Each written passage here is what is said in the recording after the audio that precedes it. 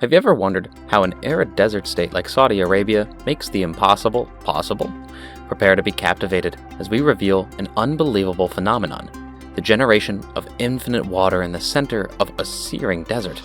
Join us in the video as we dive into the secret procedures and cutting-edge technology used by Saudi Arabia to overcome the water issue in the most unexpected manner. Even though the coronavirus outbreak has shown how weak our food supply lines are, many people have known this for a long time. The environment issue is making it harder to develop food where there isn't sufficient water, and more individuals are residing where there isn't sufficient water.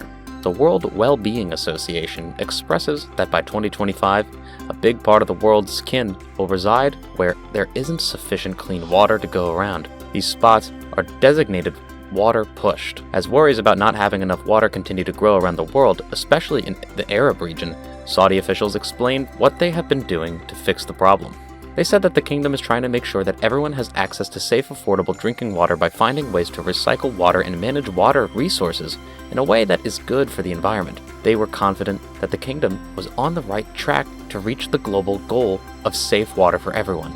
Abdulaziz Al-Shaibani, who is the representative clergyman for water undertakings at the Saudi Service of Climate, Water, and Horticulture, said that his nation is the primary on the planet to utilize desalination to get water such that isn't from a stream or lake. He additionally said that his nation is endeavoring to ensure that the cycles they use are less harmful to the climate.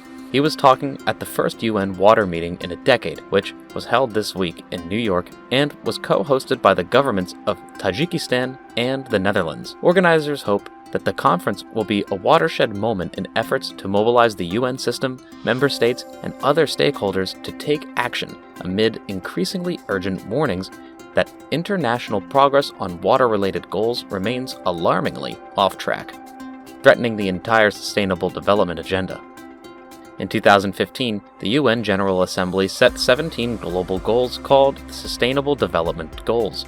These goals are a blueprint for a better and more sustainable future for all and are meant to be reached by 2030. Al-Shaibani told the conference on Thursday that the water sector is a key part of overall economic success and a strong link between the plans for other economic sectors. He said that Saudi Vision 2030, the realm's aggressive improvement plan, was begun as a component of the country's endeavors to fabricate a more manageable economy in accordance with the UN's supportability objectives and to prepare for a superior future by expanding the economy, lessening the state's reliance on oil, and fostering the public area to be more powerful, adaptable, and feasible.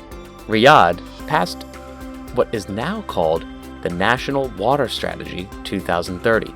In 2018, this was done because there aren't many freshwater sources in the kingdom and the demand for water keeps going up. Both of these things make it hard for the economy to grow in a healthy way. Al-Shaibani said that it was based on the idea of integrated water resources management, which tries to reform the water sector to make it more sustainable and efficient.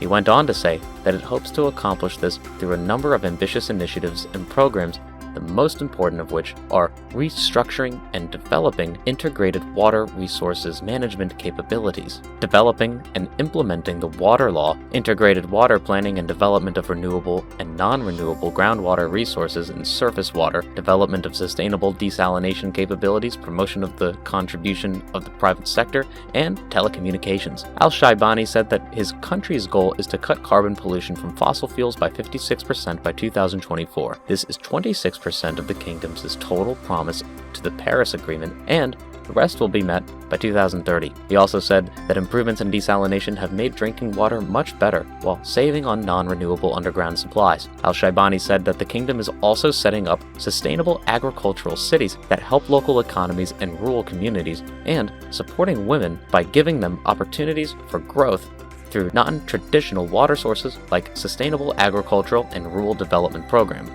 In order to make sure that everyone has universal and equal access to safe and affordable drinking water for all, Saudi Arabia has set aside more than $80 billion for hundreds of projects, related to water infrastructure, which will be done over the next few years. Al-Shaibani also said that the kingdom has made better use of water through laws, rules, and public awareness programs. He said that the kingdom hoped to put the problem of adaptable and sustainable water management on the G20's action plan for the first time in 2020 when it would be in charge of the group. Riyadh also led the G20's dialogue on water, which will happen for the 4th time this year while India is in charge.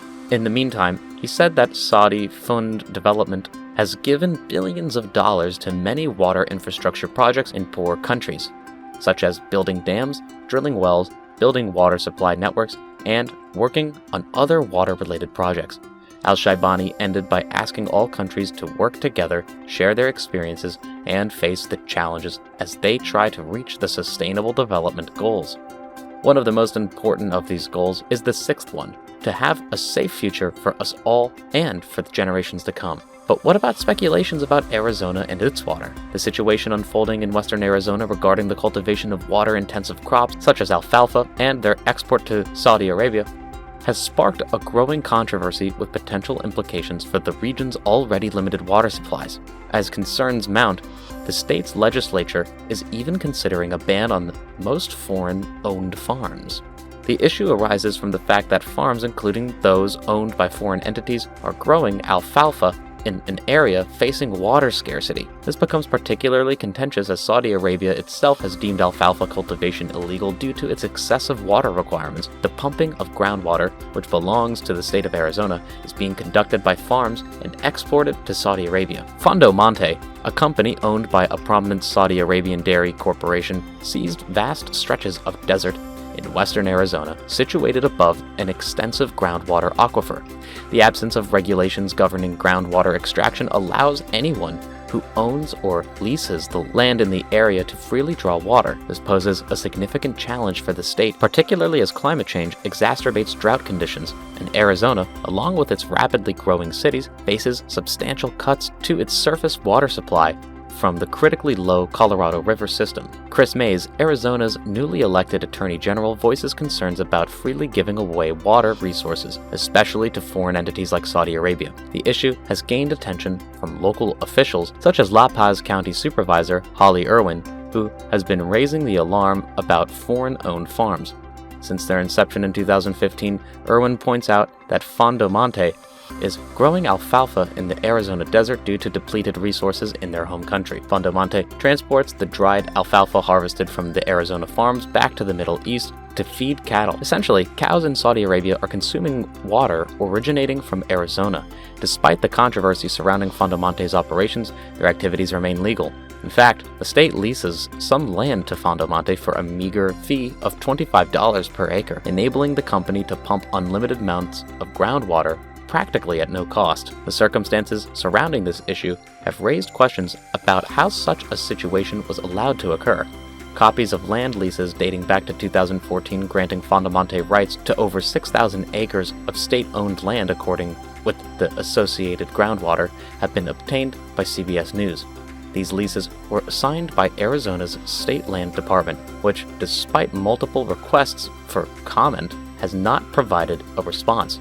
Most of the officials who oversaw the signing of these leases are no longer in office, further complicating the situation. Attorney General Chris Mays, a Democrat, considers canceling these leases an urgent matter, as the groundwater in the valley is meant to serve as the state's emergency water supply during times of crisis. Moreover, the state lacks accurate data on the precise volume of water consumed by these foreign-owned farms. Mays warns that Arizona is on the brink of a potential water disaster. The consequences of this situation extend beyond political debates. Local cattle rancher Brad Mead, located near a town called Hope in western Arizona, claims that his neighbor, Fondo Monte, has consumed so much water that his own well has run dry. Mead laments the sight of water depletion and money leaving America when he observes Fondo Monte's property. As the controversy continues to unfold, it highlights the urgent need for comprehensive water management policies and the reassessment of land leases and regulations to ensure the sustainable use of water resources in a region facing both environmental challenges and growing demands. Now that we've reached the end of the video, don't forget to subscribe and turn on the notification bell so you don't miss out on any of our incredible innovations.